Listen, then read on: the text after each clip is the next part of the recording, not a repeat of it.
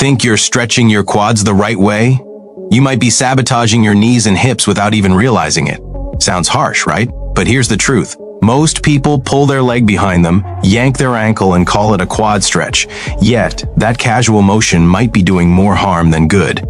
Today, we're going to fix that, and by the end, you'll not just stretch, you'll own your quad mobility safely and effectively. Now, before we jump in, let me ask you something. When you do a quad stretch, where do you feel it? Front of your thigh, right?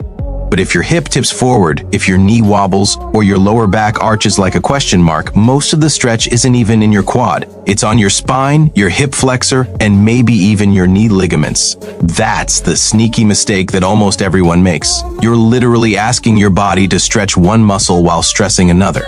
So, let's break down the common mistakes first. Picture this, you're standing, you grab your ankle, pull your heel towards your butt, and think I'm done. But your pelvis tilts forward, your chest leans back, your lower back arches. If you could see inside your body, you'd notice your quads barely even feel it, and your lumbar spine is screaming, "No!" Another mistake is letting your knee drift forward past your hip. That's an old school gym myth. The closer your knee is to your chest, the better the stretch. Not true. All it does is torque your knee joint, not lengthen your quads. Here's a little secret. Stretching isn't just about pulling, it's about alignment, tension, and control. Think of your body as a suspension bridge. Your core is the cables holding it up. Your hips are the pillars, and your quads, well, they're like the beams that need just the right tension. Pull too hard without stability and the bridge collapses, or in your case, your lower back screams at you. Now, let's drop the first hint toward the right way. You want to engage your glutes before you even touch your ankle. That's right, the glutes are like the anchor point. Without them firing, the hip tilts forward and the stretch shifts where it shouldn't. Another tip, keep your standing legs soft, not locked. Think of it as holding a pencil between your knee and thigh. Slight bend, subtle engagement, not rigid. Before I show you the full setup, let's layer the knowledge. Step 1, simple fix. If you're a beginner, hold on to a wall or a chair. Why? Because stability is everything. It allows your body to focus on the stretch instead of fighting balance. Step 2, intermediate. Once balanced, tuck your pelvis slightly, squeeze your glutes, and keep your chest upright. Step 3, advanced tweak. Here's the ninja move most people miss. Push your hips slightly forward without arching your back. This subtly deepens the quad stretch while protecting the spine. It's like threading a needle. Small, precise movements make all the difference. Let's make it visual. Imagine your thigh as a spring. Pulling recklessly is like yanking a coil. It compresses in the wrong places. Aligning the pelvis and engaging the glutes is like stretching the spring evenly from both ends. Smooth, controlled, and effective. That's how you avoid the low back flare-ups that sneak up weeks later.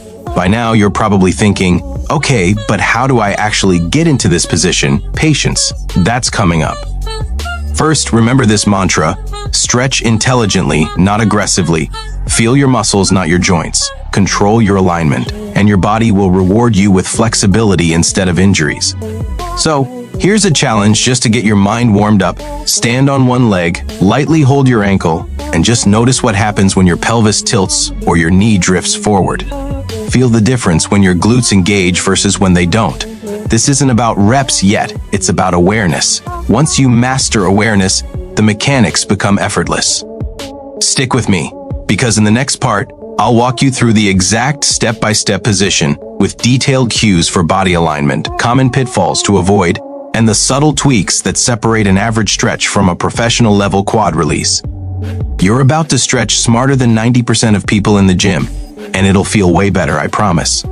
All right, now that we've built awareness and layered our understanding, it's time to put everything together. Let's do a full, perfect quad stretch, step by step with your body aligned, your muscles firing correctly, and no unnecessary strain anywhere. First, stand tall.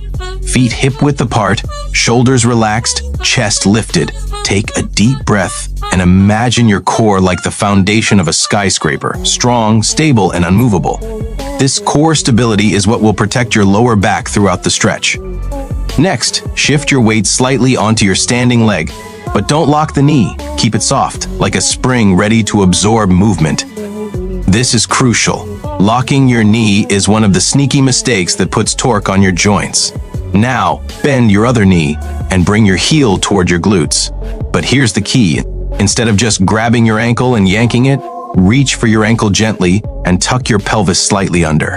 Imagine your hips are a bucket of water. Don't spill it forward by letting your lower back arch. This subtle pelvic tuck is what activates the glutes and ensures the stretch hits your quad, not your spine. Once you have your ankle, squeeze your glutes and gently push your hip forward while keeping your chest upright. You should feel a deep but controlled stretch along the front of your thigh. If your knee drifts forward or your lower back arches, ease off slightly and reset your alignment. Think of your thigh as a cable being tensioned evenly from both ends. Balanced tension is what prevents injuries and maximizes flexibility. Here's a small but powerful tweak. If you want to increase the intensity safely, gently push your ankle closer to your glute while keeping the pelvis tucked and the chest tall.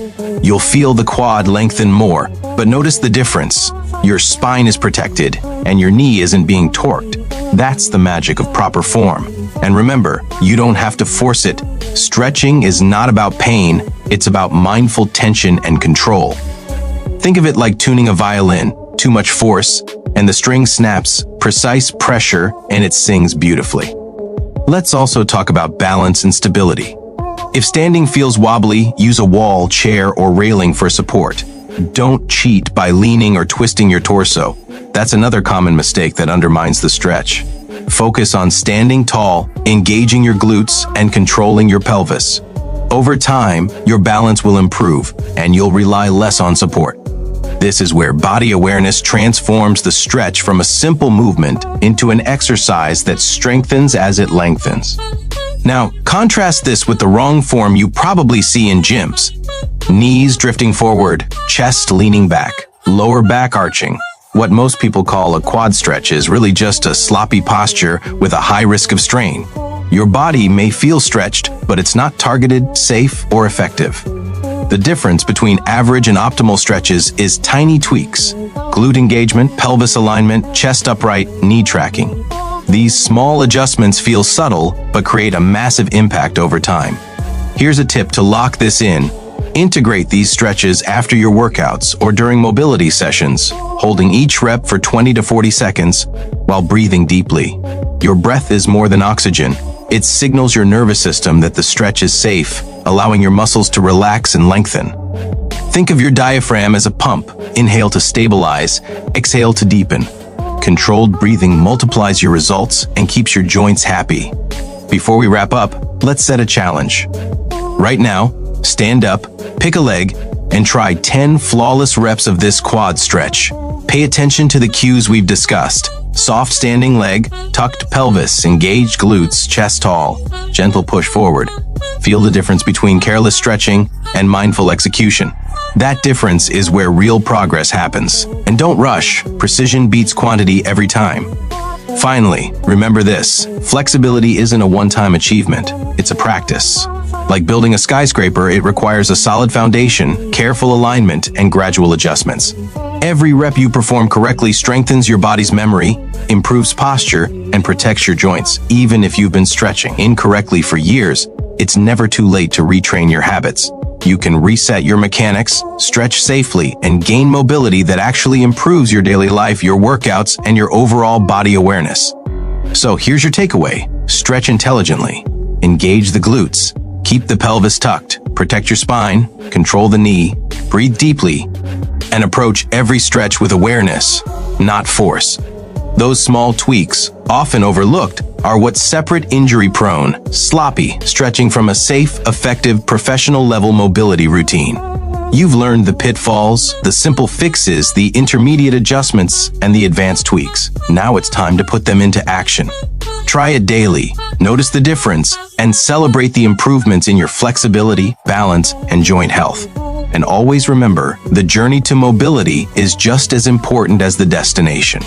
Stretch smart, stretch safe, and watch your quads and your body thank you for it.